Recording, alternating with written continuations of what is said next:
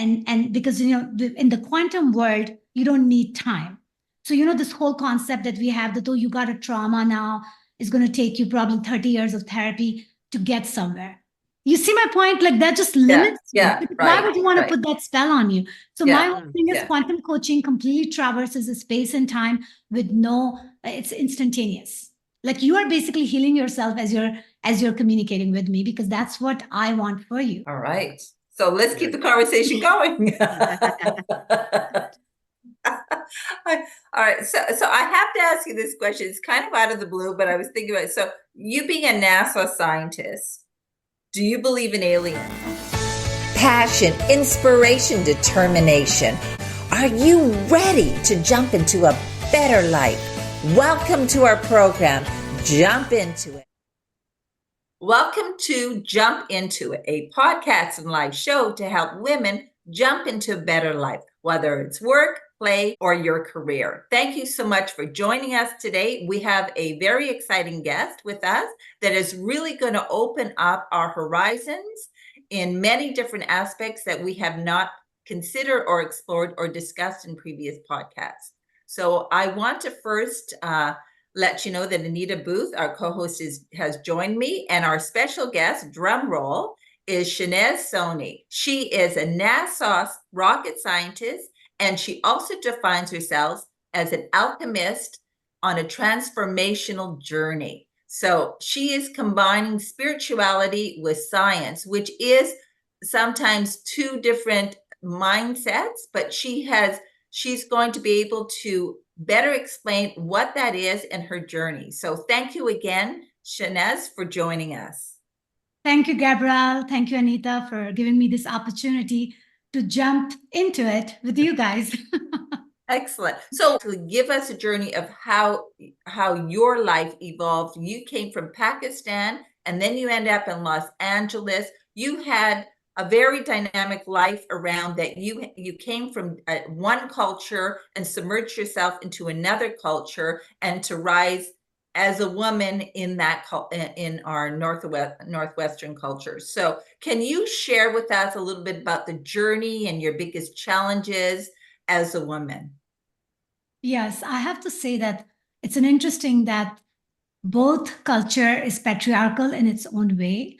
However, it's a very different, like level of patriarchy, right? In both cultures, because I have to say that when I was becoming a citizen, and when there's a song playing, "I'm proud to be an American," right? I really felt proud to be an American, because I actually felt that for a girl like me, because like there was opportunities there was obstacles there. However, the obstacles were something that I could overcome, because for example, when I came to America, I did not speak English, so that's an obstacle, right?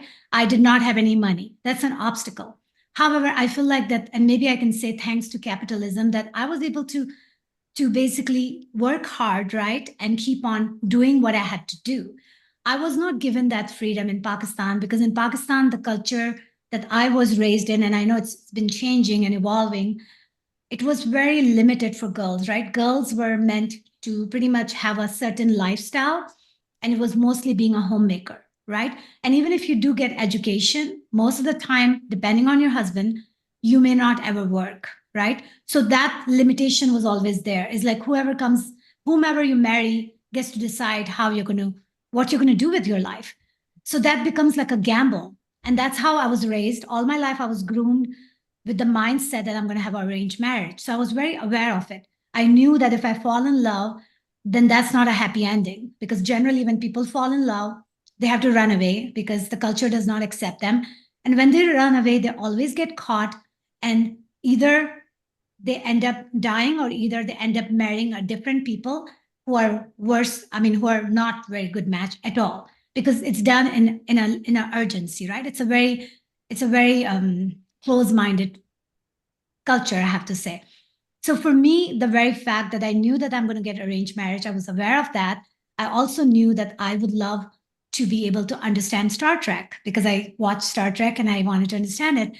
So I had all these goals within me. So I used because I was a very good, pious Muslim girl. So I used my prayer, I was praying 5 times a day. and I would say that I would love to speak English fluently. Like that became my dream. And it's interesting that how I ended up marrying a guy who wanted to live in America. So that opened the door for me to actually I had to learn English. There was just no other way, right? And it just kept building up on top of each other because English and then engineering and then getting acculturated, right? And then recognizing that I have way more freedom here than I had in my prior culture, I kept becoming the diamond I had to be, right? Like I kept becoming the person that I had to be because I saw that there was more opportunities. So a lot, you mentioned that how you take control, you believe people can take control of their destiny, which is a really powerful statement. And but in your former culture in Pakistan, women couldn't take control of their destiny. Is it because of, or you feel that at every stage of your life you were taking control of your destiny? Or did you feel that only once you came to the North American culture were you able to make that claim? Right. So I was basically taking control over my destiny, even in a cage that I was in, partly because like my dad was not encouraging me for education, and I became a valedictorian, right? So you could see that I was doing in my own way. I was definitely in a confined environment, but if you really see, I wasn't really listening, was I? Right? So that was already like a built-in feature that I had in me, right? But I had like, we all have like a reference framework, right? Because, you know that how far can you go, right? How far can you go in getting the control of your destiny, right? So of course there were limitations in where I was, but what I did was I made sure that I would go as far as I can go within those limitations. And then that opened the door for me to come to America, because if I would have not been a valedictorian, my first husband would not have picked me out of 7 girls. He actually, because I asked him that, why did you pick me? I mean, he picked me for many reasons, but he picked me partly because he said, you're a valedictorian. Even though you don't speak English, you have a potential to be able to survive in America. So Learn. are you happily married now? Well, make a guess. I'm going to say no because I read your book. So you're cheating. Anita's cheating here. Okay, so you're cheating. I wanted her to know that I know a little bit more now. Well, that you know what? Okay, so this brings back a question around arranged marriages versus love marriages, and there's been a lot of conversation around some arranged marriages are just as successful as love marriages are. 100%. Now, do you believe that? Oh yeah, because if you think about it, okay, so it's funny because the very first time when I did the critical English class in the community college, my first assignment was, because they were saying pick whatever you want to do comparison. So I did, and even though at that time I had not experienced love marriage myself, but I did the paper on love marriage versus arranged marriage. So I said in arranged marriage, there's kind of zero expectation because you truly don't know the person.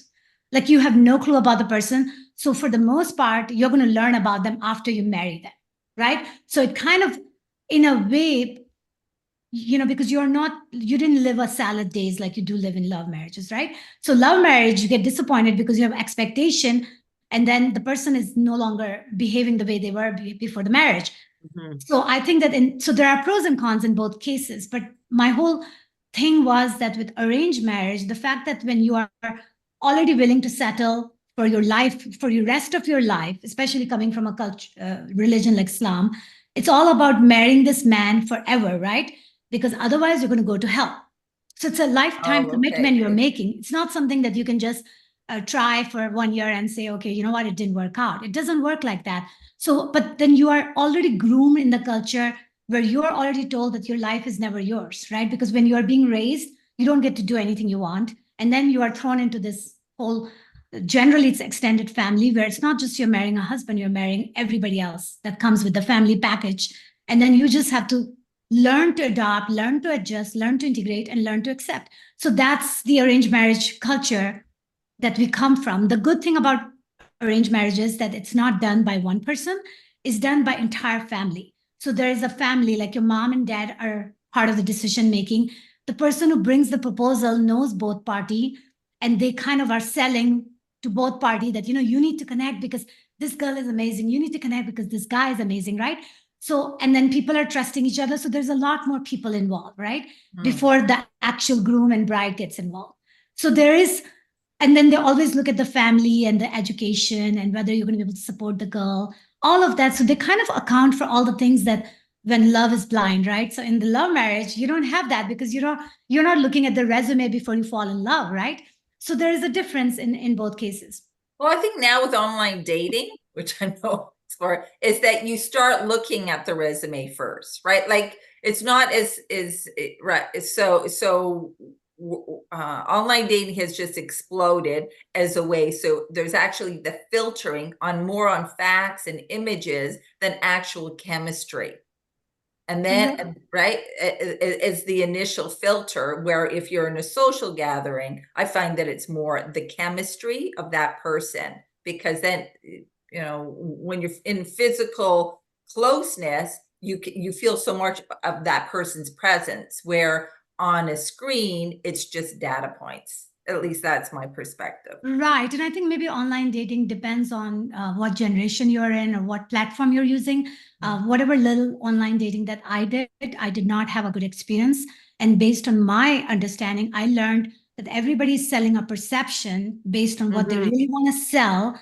Right. And truly, it's not what it is. And it's very challenging, I have to say. So I truly don't believe in online dating for me personally. I believe in universe doing the work, because that's just the way it needs to be, because it's too much to go through. Like it almost becomes like a project by itself. And I'm like, my God, I mean, this doesn't have to be so much work,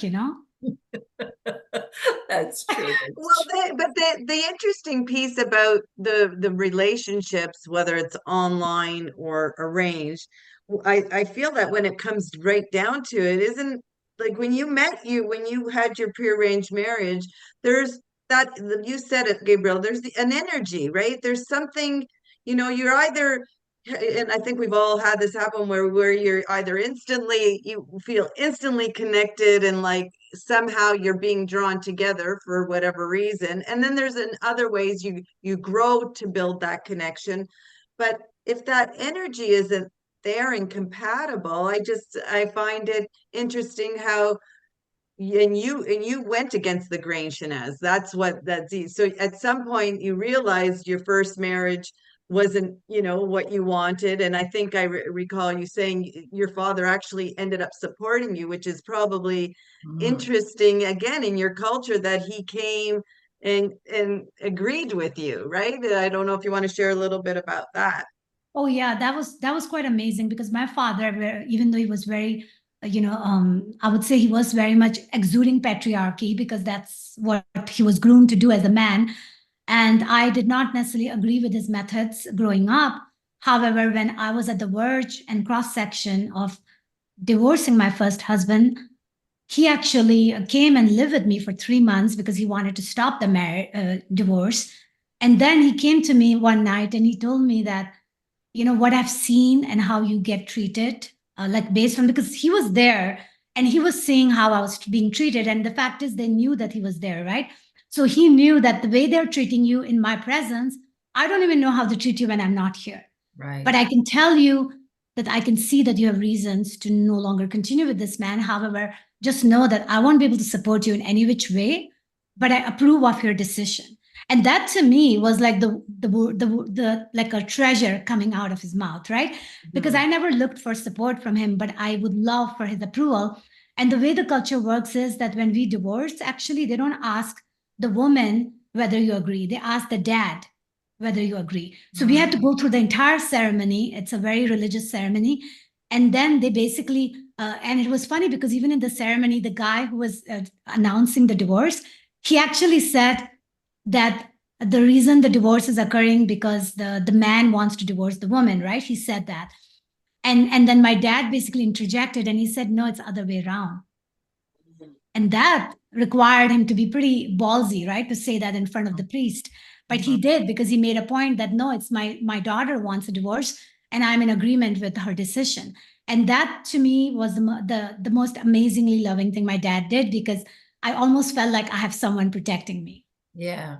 Now, coming from a patriarchal society and man decides everything, how did you get to divorce? If your husband was really against divorce, or he said, or like, how was it sounds like you were instigating it. Did he just follow through, or did he put up a fight? Did he become more abusive? Was this a real challenge for you to remove yourself from the marriage, other than, of course, the father, the religion, and the culture?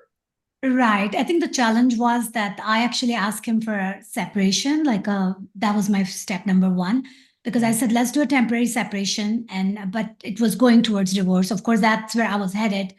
And it was interesting because even the day he was leaving, he said that if I leave, then I don't think that we will ever see each other again. Like, he kind of knew in his heart that if he leaves, then I'm going to pretty much continue that way. And yeah, he definitely wasn't in favor of the divorce. I took the initiative and I followed through step by step. And it was not easy, partly because, there were two children involved, there was a culture involved, there was an entire community involved, and every single person were against my decision, including all the friends that I knew to date, all the family that I had made. Every single person was against me. I mean, including my parents for the most part, except that when my dad agreed. So I only had my dad's approval. And my mom basically told me that, truly, I'm worried about other people and what they're going to say. And I told my mom that if that's your only concern, then I'm not concerned about that, right? Because I understood that my mom was only worried about how the people are going to perceive me and whether ever anybody will ever marry me, because based on the culture, nobody has ever done it, right?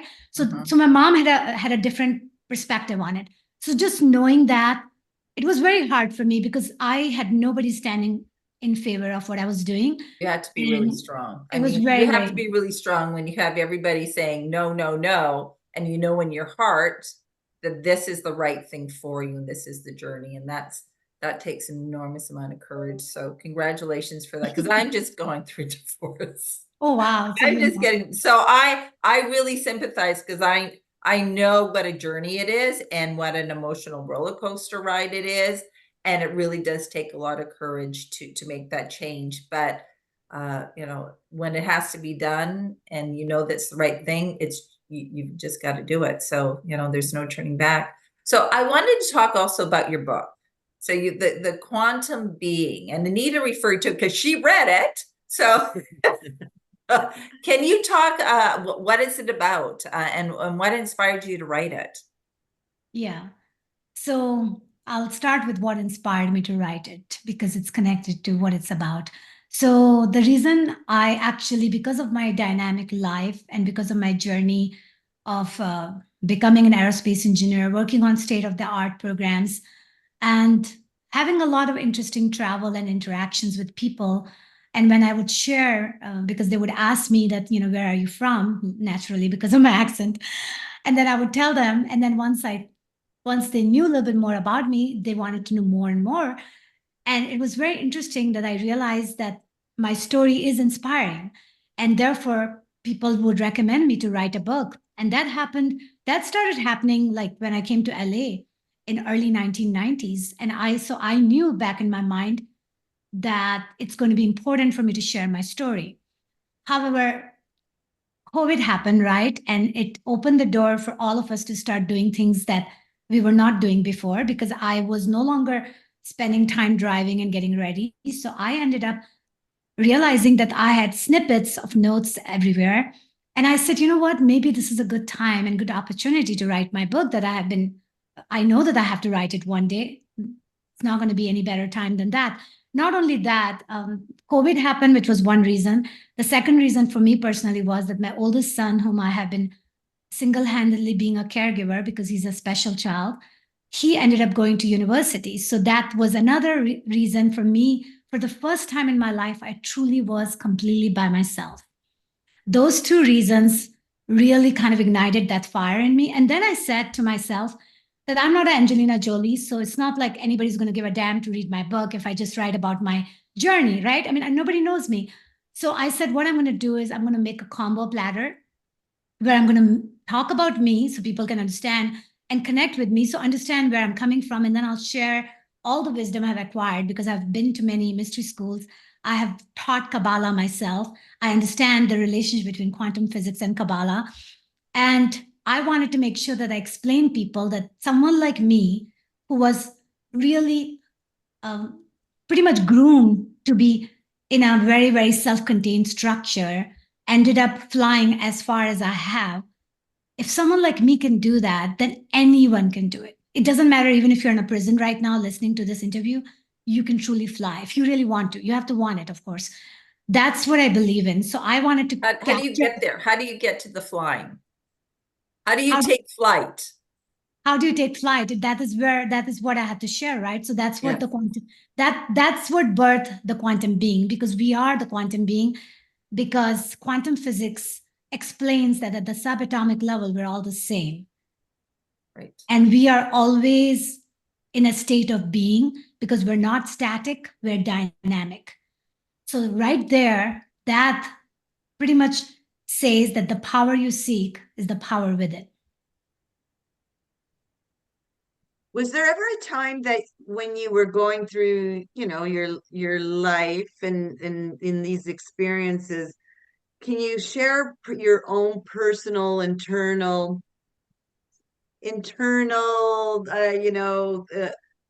thoughts, or maybe not thoughts per se, but I'm trying to think about when you're in meditation and what happens. I would really love to hear your perspective on when you're connecting. You talked about that we're all one, and there's all these connections, and it's within us. Is there a process that we go through? And I know, awakening is a very, big term, like that's probably a bit overused right now, I must say. But, this awakening, when we talk about people awakening, can you explain from your perspective what that actually means? Other than, yes, you're awake to synchronicities, but is there something physically going on in the mind, in that third eye? Can you talk a little bit about that? Yeah, so it's kind of interesting, right? Because when things, so I'll actually explain you from a perspective that when you run into something that makes you feel, let's say, sad, right? Or gives you any kind of emotion, right? But generally, when you're feeling good, of course you want to keep on going, right? So you're not going to try to change that if you're feeling good. So let's consider the scenario when you're not feeling good, right? What happens from that point that it takes you into that evolution process? So to me, the very first thing always happened when I didn't feel good is that I always ask myself that what am I doing wrong that I'm not feeling good? Because I always had to come back to me. That was my starting point, because I have always been very introspective. That's just my built-in feature. And I believe that everybody has it too, because I mean, you are the one who has to live with you, right? So of course you have to ask that question to yourself, that what am I, like, why am I not feeling good about this? And then that question, when you ask, it opens the door for you to start saying that what can I do to fix it? And that is what ends up taking me into that awakening process. Because the first question is that you recognize the problem, right? You say, oh, there's a problem because I'm not feeling good. And then I say, what can I do to fix it? And then I start realizing that what am I doing wrong, or why am I not feeling good? And then, I use my engineering skill of solving problems. So it's kind of becomes a process. But the thing is that when you want to make that as your priority, because see, that's the key thing. The key thing is to recognize the problem, but also make it a priority. The problem happens most of the time with people is they may recognize the problem, but they don't make it a priority. That's a really good point. I mean, sometimes you have to get to a point of such intense discomfort to take action to solve the problem. And and sometimes solving the problem is just an attitude shift. But sometimes solving the problem requires a much more complex, action-orientated solution. So yeah, so you're nodding here. So when so when you're going through, and I think that's amazing, like journaling, internal dialogue, going down the why in order to uncover the truth behind why you're feeling the way you are. Because people we can live in denial over it. We may say, well, the problem is this. Well, maybe that's not really the problem. Maybe there's something else is the problem, and that's a symptom of the problem. So is there through this exercise, are we have to get to the core of what the problem is first before solving it? So is that maybe something that you start with first, is going through the exercise of really asking yourself, what really is this problem? I know the emotion, I can identify the emotion, but I can't always identify what's causing the emotion.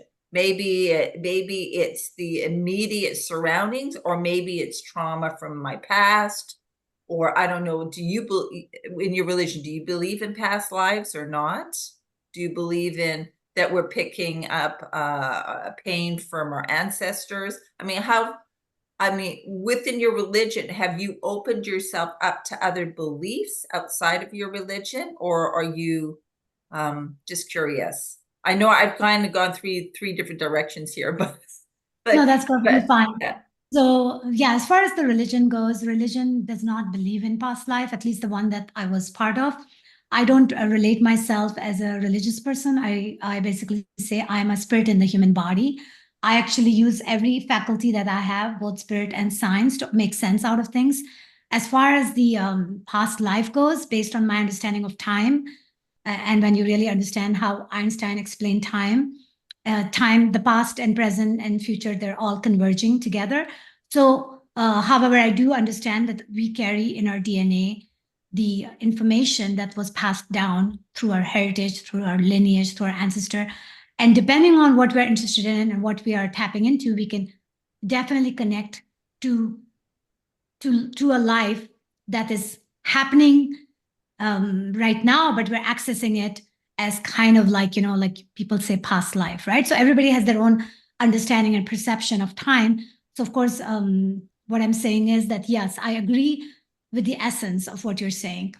As far as the other thing that you were saying about how you solve the problem, right? Or whether you have to go to the root cause, right? To solve the problem, because otherwise you're going to keep perpetuating the very thing that you haven't resolved yet.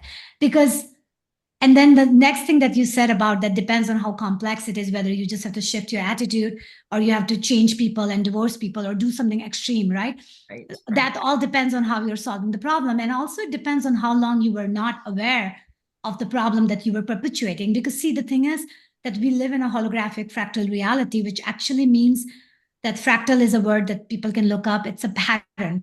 And that pattern perpetuates and multiplies in a very complex way. So it has a very simple equation, but it multiplies in a very complex way. So the problem is that just like when you watch some movie where like I don't know if you have watched a movie, the movie comes in my mind as a simple plan, but it starts out where you do something wrong and you want to hide that, so you lie.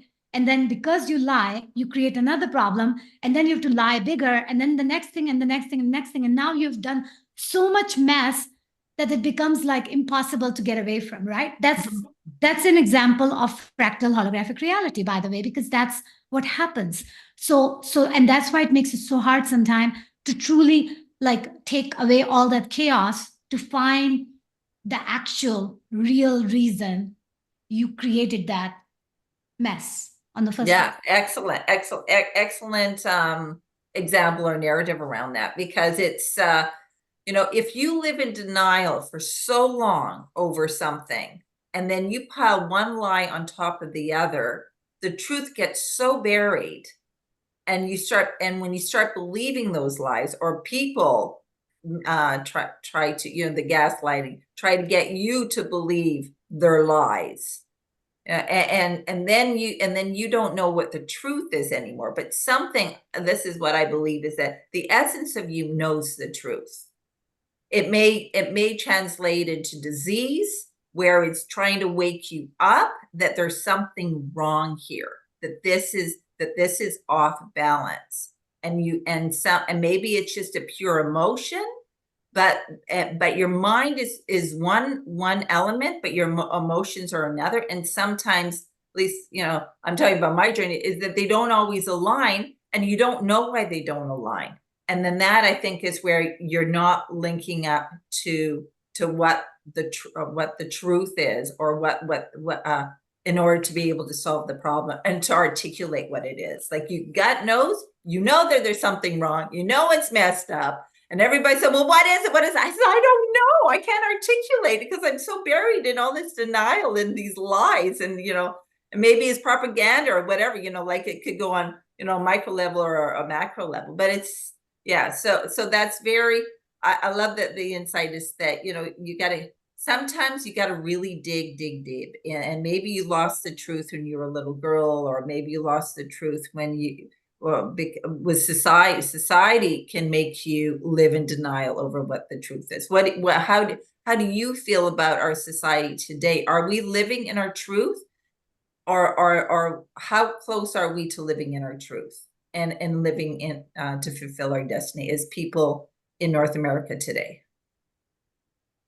Well, I think when I look at it from a country perspective, I feel like that compared to all other countries, I feel like that there's more things happens in America, partly because America does have cream of crops people, they have cream of crops technology, but there's a lot of thing that happens here where it's more superficial than other countries. And that keeps people in that self-fulfilling prophecy a little bit more than other countries. Because when I go to other country and I travel a lot, I see that pattern, right? But so there's kind of an interesting conundrum, right? Because on one hand, America provided me enough freedom to be who I am today. But now when I actually have come this far, I see that I was also chasing, the rat The race. American dream. Exactly. The American dream, right? Exactly, Yeah. right? And then that's why I titled one of my chapter as Golden Cage, right? Because I realized that I put myself in a golden cage, but it's almost like I had to get here to be able to see, because sometimes in the pendulum there are two extreme points and you have to go to both points to find your center, right? And that's what I'm doing. So as far as what is going on societal, that is why I wrote the book Quantum Being, because I want everybody to start taking responsibility for their contribution to the society, because you is part of the universe, right? You are in the universe and you're perpetuating everything that you are liking and you're not liking. So if everybody starts taking their own steps towards making a better society, then ultimately we're going to all make the ripple effect, right? Ultimately, we're going to create the difference, because every single drop is making an ocean. And that's what I believe in, because I no longer, like, I know people are always like, government needs to tell us this or this needs to happen. And I agree. But to me, I'm not waiting for anyone. I'm doing and I'm living my own truth every single day. And I'm going to keep on doing it. And wherever I'm meant to, I'm going to be there, because ultimately your vibration and frequency will bring you all the right things that you need to keep moving forward. So what are the signs to know that you're living your truth? And if you're not, how do we get there? What advice would you give? The signs are pretty simple. You're going to know in your heart, right? Because it's being in alignment. So of course, when you're not living your truth, then you are going to ask the question that what can I do to be more in alignment? And that is the whole process that you have to follow. But the only person who can say that you're living your truth is your own feeling, right? Because you are the one who's living with you every single day. So how you feel, when you wake up every day, what is the first thing that comes in your mind, right? What are you looking forward to? Like, if it's your last day, what are you going to do, right? If you answer those questions, and that's why I teach classes, right? And I do all these different things to make people truly go in places that they don't give themselves a permission to go, because we have to go to places and ask the question that, what would you like to do today? And what is the most exciting thing that you can do for yourself? And how can you even open the door to create those opportunities? Because the freedom and discipline is intertwined, right? So if you want to go play all day long today, do you create that for yourself that you can actually do that?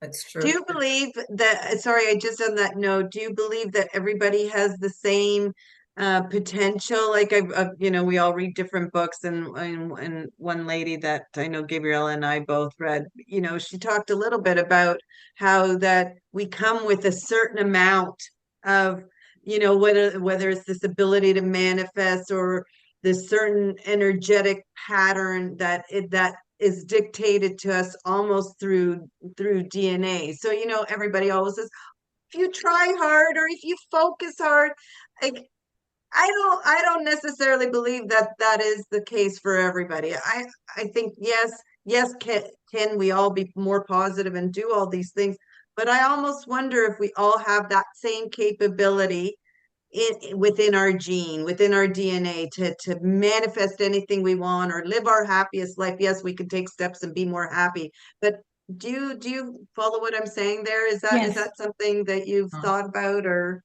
read about? No, I completely agree with your question. And I think it's a very good question. So I do believe that everyone has infinite potential. Okay. Now, those potentials are, of course, connected to them. So we all have infinite potential, but the potential that I have that is infinite will not 100% match with the potential you have, because partly we are all sitting in a different place, right? We all have our unique signature, like the type of life and the event and the experience you went through and what type of capabilities you have acquired up to this point is your point of departure, you see. So our point of departure is different, therefore our infinite possibilities is going to look different if you compare. But we all have that infinite possibilities. And what I also say is that if you desire something, then that is kind of coming from you. So you're not going to desire something if you're not capable of getting it. So from that perspective, to simplify, you can say that, yes, whatever you want, you should be able to get it. But I always say that, of course, you have to do it with integrity. You can't say that, oh, I want someone to fall in love with me, because it doesn't work like that. It has to be all about self-responsibility and, right? So there are principles involved in it. But at the end of the day, if you desire to be someone and you want to do it, then you have the power to get there. That's what I believe.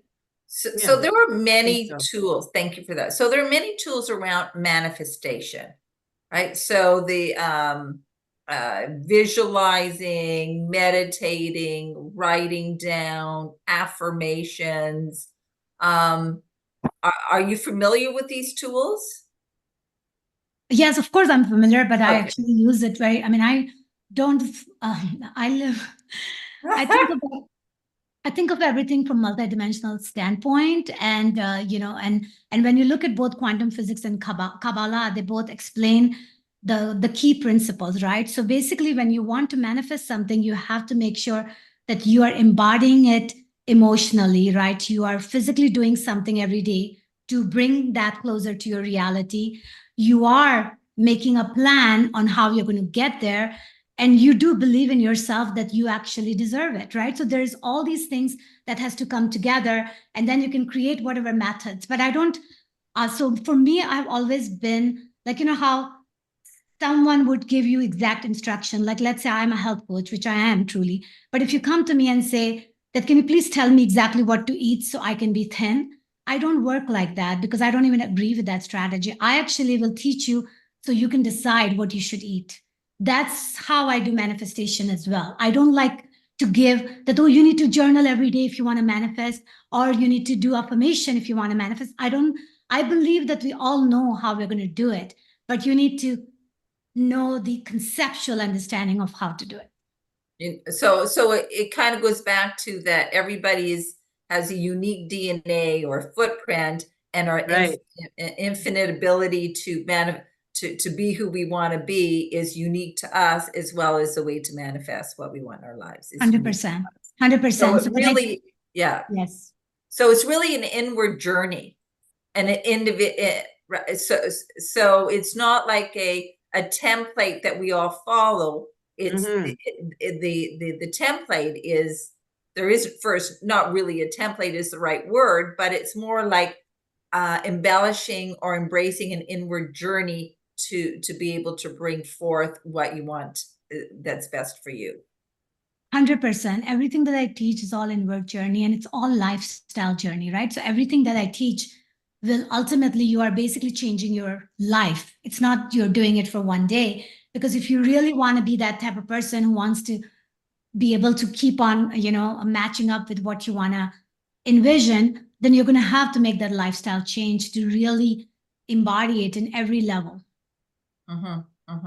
Interesting. Shehnaz, I liked what you said, and you just made me think about it as we were talking about, you know, that fractal, one thing leads and builds off another. But I think you explained was it the hundred monkey concept? Was that you who said that? Can you just share that? I thought that sat with me. It's like the yeah, it's also like the change, and then by you making this little change, it impacts so many others. Like that's an interesting concept around us making changes. You know, we're on this inward journey, and I've taken that really serious in my life the last couple of years. Stuff for myself that makes me happy, whether that's, you know, I go to, you know, I go to church every Sunday. I never used to, but it makes me happy. So it's now little things.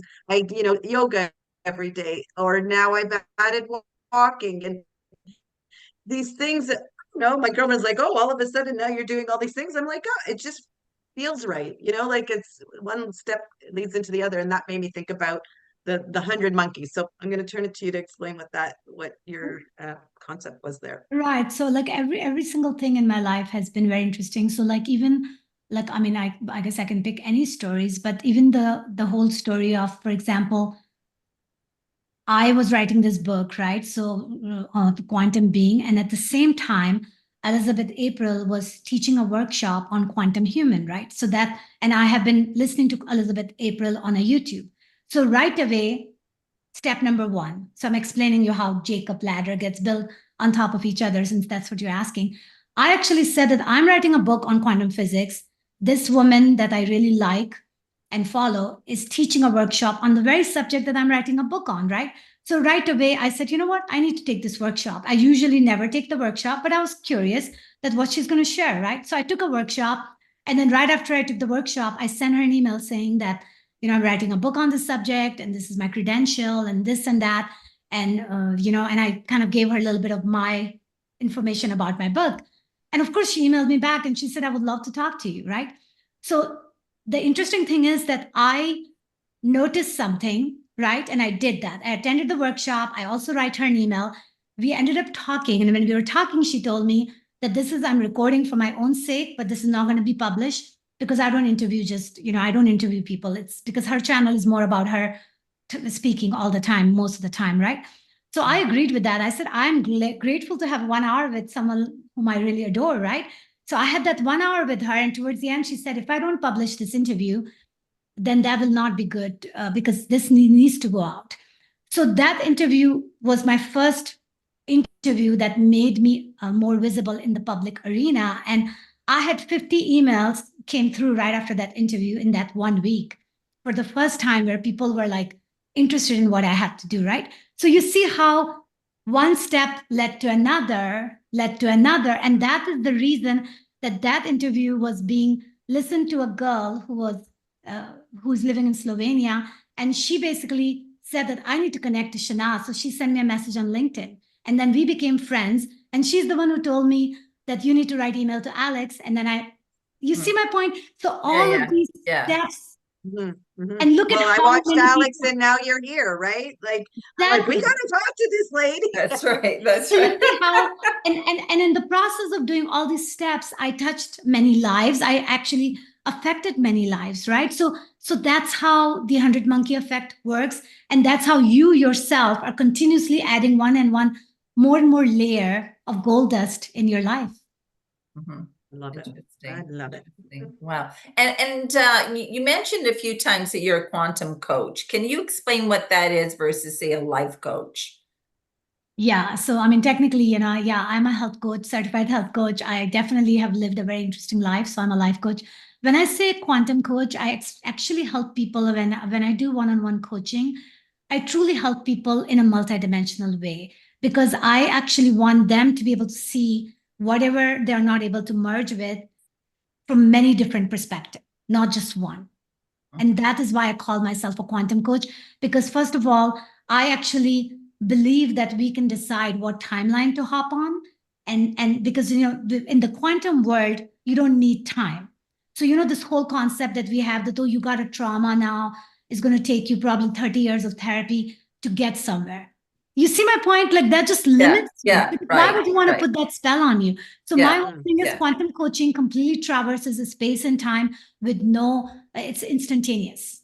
Like you are basically healing yourself as you're communicating with me, because that's what I want for you. All right. So let's keep the conversation going. All right. So I have to ask you this question. It's kind of out of the blue, but I was thinking about it. So you being a NASA scientist, do you believe in aliens? Okay, so it's Yes, funny she because does. 100%. I don't call them aliens. Yeah. Do you believe in aliens? Let me tell you this. When I came to the United States, and I had to apply for my green card, and the green card says alien registration card. So technically I'm an alien. I mean, but the point is that alien to me is not the right word. I prefer the word, star beings or extraterrestrial, because that's great. Because alien just kind of limits. Alien actually means strange in English language. So it's not really, there's nothing strange about alien anymore with all the sci-fi movie we have watched. But the point is that, yes, I do believe in extraterrestrial. I actually believe that extraterrestrial just means somebody who's not from Earth. That's all it means. And based on my understanding of how we came into existence, we are extraterrestrial ourselves. Interesting. Because I was reading the book a few years ago, Conversations with God, and they said Jesus was an extraterrestrial because he didn't come from this earth. And so, I mean, maybe a lot of people that are Catholic are going to turn it, or Christians are going to turn and get away from. But but I just thought it's just very interesting how you can have the purity of some people, and it's sort of like, well, you're out of this world. Well, maybe they really are out of this world. Right, because that is the thing, right? That we all actually have the extraterrestrial DNA in our DNA. I mean, they actually did so there's a wow signal out there. It's a paper which explains that the non-identified DNA, or whatever they call it, junk DNA, is actually the DNA that relates to all the species that are extraterrestrial.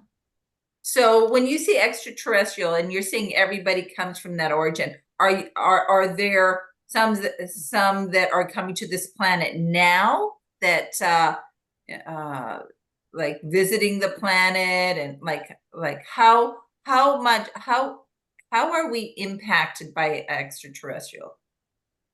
So the impact of extraterrestrial is pretty much in our lives. I mean, depends on where you are in your life and how much impact you want to receive. It's almost like, there are people who are living on Earth and they never think about, living on Moon or Mars, because that to them is very far-fetched, right? It's almost like they're like, okay, I'm not going to go there because that's not my cup of tea. Similarly, if it's your cup of tea, it's fine. If it's not, it doesn't really matter, because at the end of the day, whatever you believe in, it ultimately affects how you're going to show up in the life. So what I'm saying is that there is a little bit of that going on in all of our lives, right?